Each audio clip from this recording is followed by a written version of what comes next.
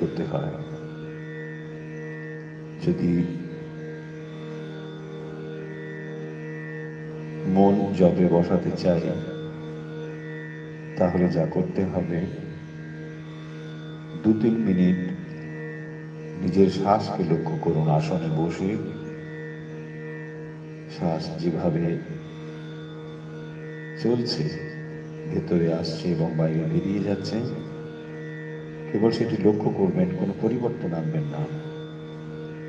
আর মনে মনে একটি সংকল্প করবেন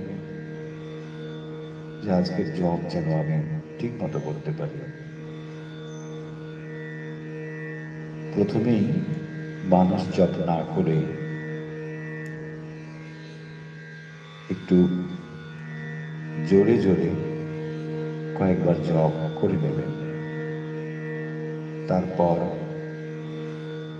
ধীরে ধীরে মানস জপ শুরু করবেন। কতগুলো টিপস কেবল আপনাদের বলছি, যদি এরকমও করতে পারেন,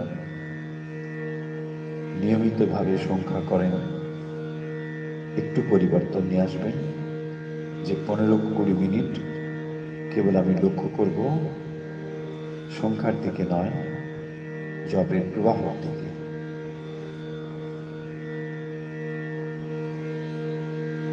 আর প্রতিটি উচ্চারণের সঙ্গে সঙ্গে মন্ত্র এবং তার ভাব একসঙ্গে চিন্তা করবেন। প্রতিদিন একই সময়ে একই জায়গা, পিঠ সোজা, ঘাড় ঢিলে এইভাবে বসে যদি করা হয়, কিছুদিনের মধ্যে মন নিশ্চয়ই স্থির হবে।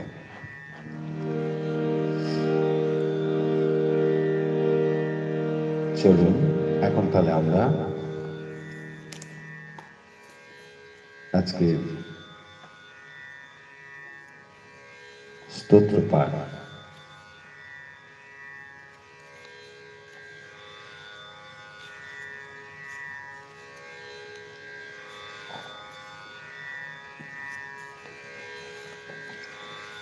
শ্রী দুর্গা স্তবরাজ স্তোত্র।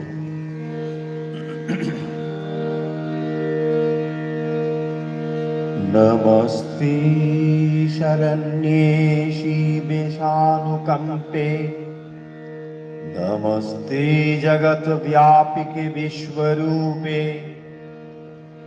नमस्ते जगत वंद्य पादारविंदे, नमस्ते जगत तारिणी त्राहि दुर्गे,